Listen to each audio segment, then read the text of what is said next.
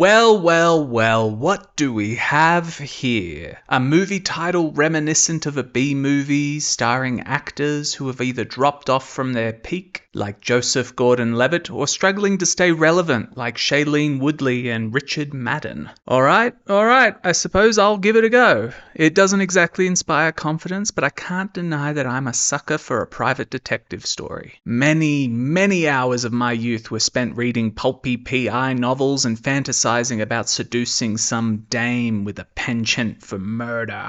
So what is Killer Heat? Well, it's a cliched and predictable pulp thriller, which was also sort of fun, sort of. I mean, grab a beer and chill out with hot actors and beautiful scenery kind of fun. Not, this is so great I'm going to rewatch it a few times a year fun. It's a competently-ish crafted thriller with solid performances, and that really is all there is to it. But don't click off just yet. I need to get my watch time up, so I'll elaborate. And please like and subscribe. Killer Heat follows Nick Barley, played by Levitt, a shaggy dog American PI working in Athens, who is drawn to Crete by the wealthy Penelope Vardakis, played by Woodley, to investigate the death of Leo Vardakis due to a rock climbing accident. Something doesn't add up though, as Leo was a very strong rock climber who had been frequenting that particular cliff face that he plunged from since he was a child. While Nick is on the prowl using bribery, trickery, and flying by the seat of his pants to uncover the truth, he's followed and eventually partners with Georges Mansart, a Crete cop played by Babou Cissé,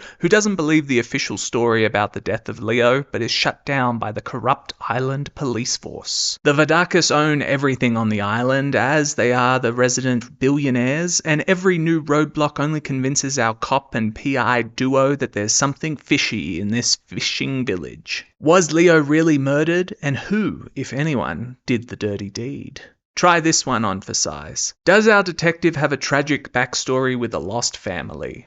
Yup. Does our detective have an issue with his faith? Yup. Does our detective have a drinking problem? Yup. Does our detective come to distrust... Wait, never mind. I shouldn't say too much in case I spoil it. But come on, can you guess all the twists already? This brings me to the first element of the movie. Its writing. Sometimes cliched stuff can be wonderful as the creative team gleefully indulge in all the tropes with a sparkle in their eye. Other times it can make the experience a bit of a slogfest. This pulpy script comes from journeyman writers Mart Charman and Robert Bentivegna and is based on a short story from Joe Nesbo. Some of their previous work includes House of Gucci, Headhunters, and Bridge of Spies, so these are men firmly interested in upper-class drama and genre films. Unfortunately, these are also men who have a tendency to shoot themselves in the foot. So yes, we do have a ponderous PI voiceover which hurts the picture such that it reveals the twist too early, rather than allowing it to be discovered naturally. The story is probably 10 minutes too long and really does drag on towards its conclusion thanks to a double twist and an unnecessarily sad backstory for our hero. A ruthless editor would have made this film 80 minutes max rather than its current 96 minutes because you really do feel the fat around her delicate midriff.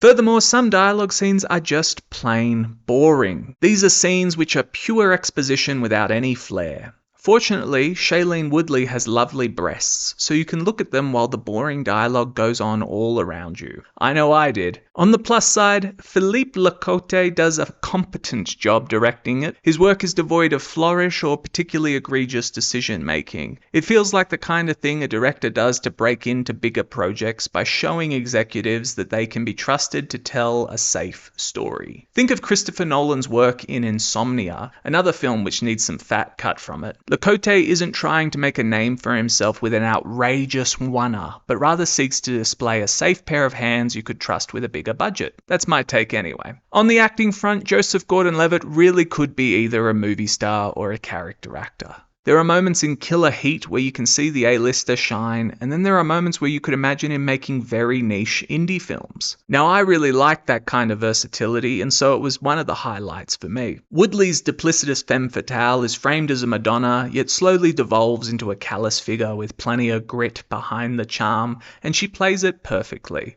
Not perfectly as in exceptionally, but perfectly as in she did what was required of her. Madden does a fine or acceptable job as both Leo and Elias Vardakis, though his work really felt quite hollow to me. I just truly do not see his appeal at all. He's handsome though, so I'll give him that. All up, Killer Heat is not a good movie, but it was kinda, sorta, a bit of fun. You could happily do your laundry while watching this flick on a lazy Sunday afternoon, and maybe that's all it was ever aspiring to be. Thanks for watching. Violence and extortion. You don't believe this thing they're saying about it being an accident, do you? I'm used to people coming after me and my family.